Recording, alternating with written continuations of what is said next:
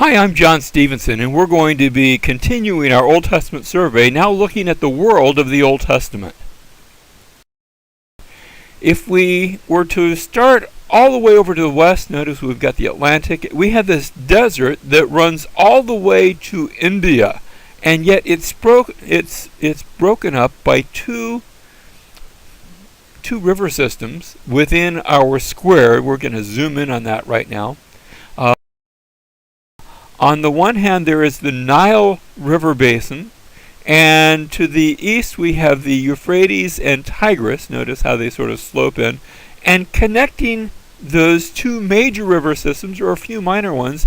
And somebody noticed quite some time ago that if you use your imagination a little bit, you can perhaps imagine a crescent-shaped area. And so this area of relative fertility has become known as the Fertile Crescent. And it's comprised of these two major river systems, the Nile and then the Euphrates and the Tigris River, and then some minor rivers, including the river Orontes and also the Jordan River, the little tiny river system that is so well known to us in light of Israel's history.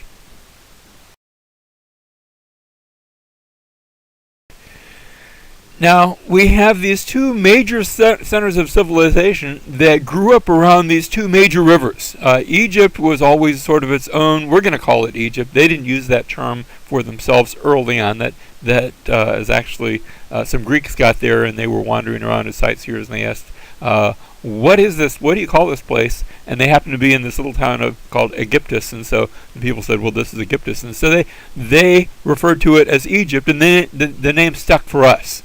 They don't call it Egypt today. They've never called it Egypt except as they learned how to speak English, and they know that's our term for it. But we're going to continue to use that name. Over to the east, we have the Tigris and Euphrates river systems, and that land there has come to be known, at least in English, as Mesopotamia. That comes from a Greek word meaning land between the rivers. And that name is appropriate because there's these two river systems, the Euphrates and the Tigris River, and even from ancient times they called it, they didn't use the term Mesopotamia, but they used a similar term that meant the same thing, the land between the rivers. So it's a good title for that country. Notice I'm not using today's modern geographic boundaries. Those are sort of arbitrary, and so I won't be calling Mesopotamia Iraq, even though it is in the modern day country of Iraq. Egypt is still sort of Egypt, but their ancient boundaries were a bit different.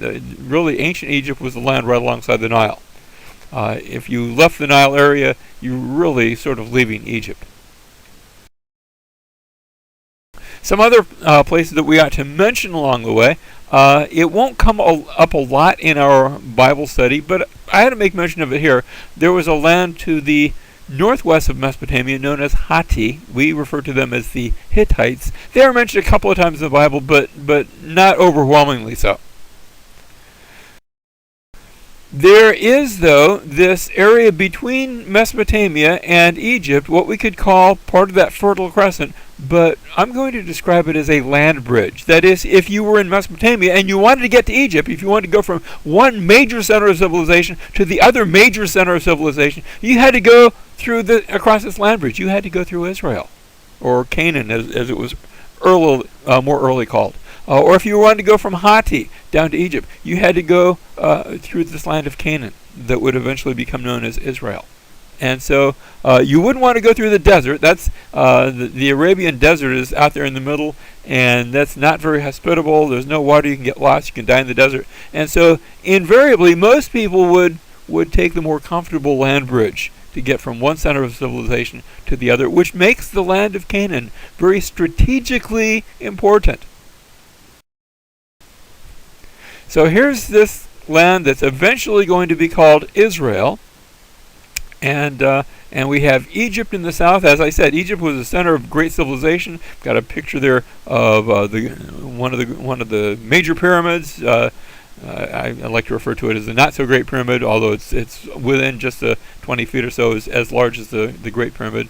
The pyramids, I should mention, were already ancient monuments in the days of Abraham. They'd already been there for hundreds upon hundreds of years. And so Egypt was a long-standing empire slash civilization slash nation that would have its ups and downs. In fact, by Abraham's day, Egypt had been there a long time, and Egypt had sort of fallen apart and come back together again. So they had been through what we now call, they didn't call it this, but we call it the Old Kingdom, and in Abraham's day now was the Middle Kingdom, and we call it that because there's going to be a new kingdom even after that. So you have Egypt there to the southwest of Israel. You have countries like Assyria. That's one of the countries that's going to be there in Mesopotamia with its capital at Nineveh, and they're going to play a very big role in the Old Testament story. We have the Hittites. I already made mention of them, the people of Hatti. They are there. I think they play an important part, but they're not mentioned much in the Bible. But I think it is helpful for us to see them as part of the bigger picture. You also have the city of Babylon. In fact, Genesis chapter 11 is going to refer to a city and a tower at Babel. Now, Babel and Babylon are going to be the same thing. So Babylon is going to be a significant city for the Bible. A very ancient city, although throughout a lot of its history it wasn't the major sort of superpower. There will come a day when it does that.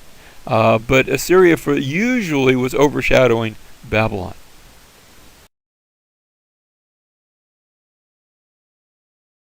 Some other countries we ought to mention. There is Aram. Now, you go there today and you rarely will hear somebody, at least in English, speak about the country of Aram. We use the more popular, more modern Roman designation. The Romans referred to this place as Syria. Not Assyria, but Syria. I'm not going to use the term Syria. I'm going to try to refrain from that. I will speak of Assyria there and on the banks of the Tigris River.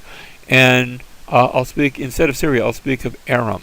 In fact, maybe you've heard that in New Testament times, one of the common languages in that part of the world was Aramaic. Well, you get Aramaic from the people of Aram with its capital at Damascus.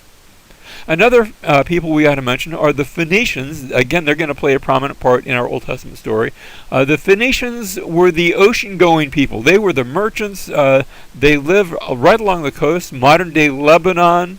And maybe you've heard the Bible refer to the cedars of Lebanon. These great trees that grow right along the coast there, the Phoenicians made good use of those and built ships that sailed all over the Mediterranean. And so these were the ocean-going people, even as the Israelites would be more oriented toward the land and toward deserts. So you're going to have two very different peoples, which mean they're not really competing for the same stuff, and they get along more often than not. They're getting along with each other. Now, we're going to focus on Canaan itself. So we're zooming in just on this land of Canaan, much smaller map, looking at this area in a great more detail. Notice there's not much variation along the coast. You've got that widely sloping coastline, but no natural harbors, no natural inlets, which is why the Israelites aren't going to really be a seagoing people.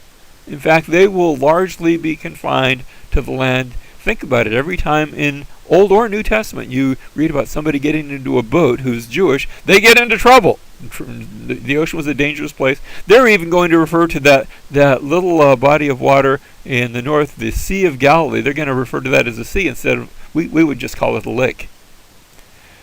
Now, I want to look at a cross-section. So on the bottom of our map, we have a cross-section looking at the terrain. Notice as I begin coming up from the Mediterranean, I have this coastal plain, and as I said, it's sort of flat.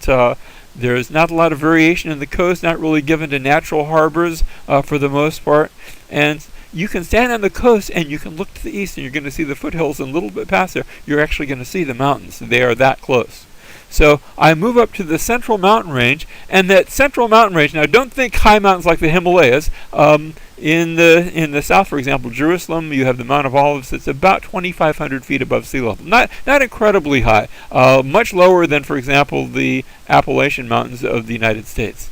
But there is this central mountain range, and we're going to see it's broken by a valley about midway, but then it continues into Galilee. And when you get into Galilee, you actually have what you call Lower Galilee. You can go a little higher. Upper Galilee has some ranges that are maybe 3,000, maybe even 3,300, 3,500 feet above sea level.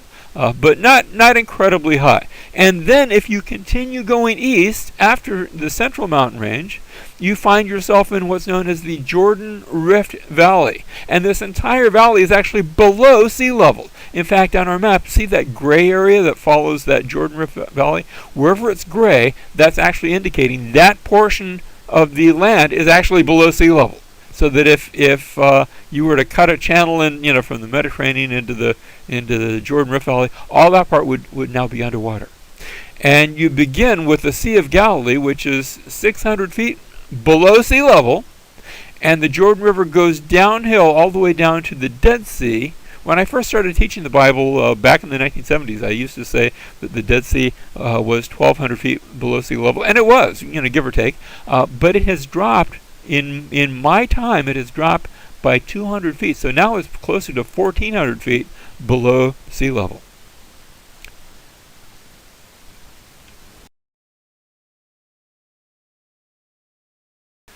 Now this is an old picture, compliments of National Geographic from about 30, 40 years ago, and it shows the Jordan River as it's gradually winding its way southward.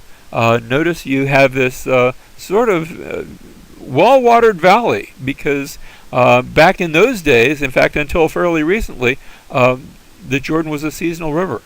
And in the winter and springtime, this river would overflow its banks and flood that entire area. That could happen fairly often, and that was a good thing because it made that area nice and fertile. Of course, it made it a hazard of navigation. If you wanted to cross the Jordan, you waited until spring was over and summer was there, when the rainy season would end and things would dry out, and then it was nice and easy to cross over. Another picture, just working our way further southward, that straightens up a bit as we get close to the Dead Sea, and you can see still winding in the north at the top part of our picture, but finally it straightens out and it flows down to the Dead Sea, a full nowadays 1,400 feet below sea level, the lowest spot on the face of the earth. As I continue moving east, I get now to the Transjordanian Plateau, and this is even higher than was the Central Mountain Range of Canaan. And the area here is around 3,000 to 3,500 feet above sea level, and that if I continue going east from that, I'm eventually going to find myself in the Arabian Desert. Now, as I said, there's a valley that intersects that Central Mountain Range of Canaan, the Valley of Jezreel, a wide open valley. Here I'm standing on the mound of Megiddo. It was actually an ancient city that guarded the pass through that mountain range, and looking across this wide, fertile valley. Most of the battles in the Bible about which I'm going to read take place on this valley. It's here that Deborah is going to fight. Deborah and the Israelites will fight the people of Hatzor. It's going to be here on this valley where Gideon fights the Midianites. It will be here on this valley, or at least a slope of it, where Saul fights the Philistines. Over and over and over again, we're going to see this valley very important. I can look across the valley today, and I can see a town on the other side. Actually, it's the town of Nazareth, the place where Jesus grew up. He grew up on the edge of this valley as well. So I have the Valley of Jezreel, and I also want to speak of some of the rivers. I have the Jordan River flowing from the Sea of Galilee all the way down to the Dead Sea. In fact, that's what the word Jordan means. It means the descent from Dan. Dan was the place as far north as you could be and still be in Israel. We'll see how that name comes to be. But I have some other rivers. First, the Yarmuk, not even mentioned in the Bible in any place where I've noticed, but this area on the east side of the Jordan River would become known as Gilead. Anytime I hear the word Gilead, and there will be places like Ramoth Gilead and Jabesh Gilead, and the term Gilead's always on the east side of the Jordan River. So as soon as I hear Gilead, I know I'm to the east of the Jordan River. So moving south from the Yarmuk, I come to the Jabbok River. Now, the Jabbok River, the word Jabbok means place of wrestling. And it's here where Jacob wrestled with the angel. That's probably how it got its name. Today there's a dam across it, so it probably wasn't that high. I'm looking at it upstream from the dam in the land of Jordan. But here I have the Jabbok River, and then working my way south of Gilead, I've got the Jabbok River, and then continuing south, where here's a river that flows not into the Jordan River, but into the Dead Sea, and that's the Arnon River. The Arnon River, if I can describe a canyon that reminds me a little bit, much smaller than the Grand Canyon, but still has that canyon-looking sort of thing, that's the Arnon. And that was the northern border of the land of Moab. So there's the Arnon, and there is Moab. And here's a picture of the Arnon River. You say, well, where's the river? It's the river that's carved out that canyon. And when it does rain, it will just cut deep crevices into the canyon areas there. Now, there's some major roads that came across the land of Canaan. First of all, there is the King's Highway. And, well, let me back up there. There's the King's Highway. Well, I guess there's no easy way to do this. And the King's Highway is the one on the right. It goes from Damascus just southward all the way down to Aqaba. And at a point south of Damascus, that actually divides into a second road, and this was called the Way of the Sea, also known as the Way of the Philistines. And it would cross the upper Jordan and then come across the Jezreel Valley, and through one of those narrow passes in the mountain that juts all the way out to the Mediterranean. In fact, it was that city of Megiddo that would guard those passes, which was its strategic importance. And then it would go along the coast, which is why it was called the Way of the Sea, or the Way of the Philistines, all the way down to Egypt. There was another road that passed by. Sorry, that flickered on and off so quickly. But it was a seasonal road, and it went from east to west, leaving the King's Highway and going straight across just north of the Dead Sea over to the Way of the Sea. You couldn't cross this way in the wintertime or the springtime because the Jordan would be overflowing its banks. And guarding this road was a small city called Jericho. So we've talked about Megiddo, we've talked about Jericho, and we've looked at those. Let's talk a minute about the climate of Canaan. Canaan has what's known as a Mediterranean climate. By that we mean that it doesn't normally get way too hot. Now, there can be exceptions to this, but it doesn't normally get way too hot or in the summertime or way too cold in the wintertime. As I said, there can be some notable exceptions. I've actually been in by the Sea of Galilee when it was 110 degrees, but that was setting a record high. That's not usually the case. So it's usually more of a moderate climate. And then the land is dependent upon the winter rains. You see, around October you have normally your early rains. Now, it doesn't stop raining in December. Actually, it rains a little bit more in November and December. And January is usually the height of your rainy season. And then it begins to decrease so that February and March is a little bit less. And you get to April and you finally get the last of your latter rains. It may or may not rain in April. You get to May and it hardly rains at all, except maybe on the coast. But throughout most of the land, you're not going to see any rain in May, June, July, August, September, until the next October. So the climate has winter rains. We call them the early and the later rains, beginning in October, ending finally in April. And then throughout the summer, there's hardly any rain at all.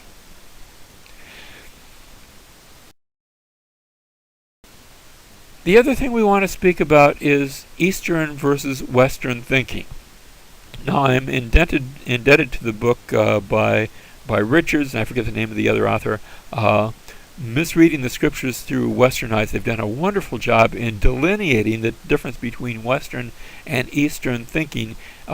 Here in the West, we tend to value and speak a great deal about individualism. It's all about what I do, and I'm my own man.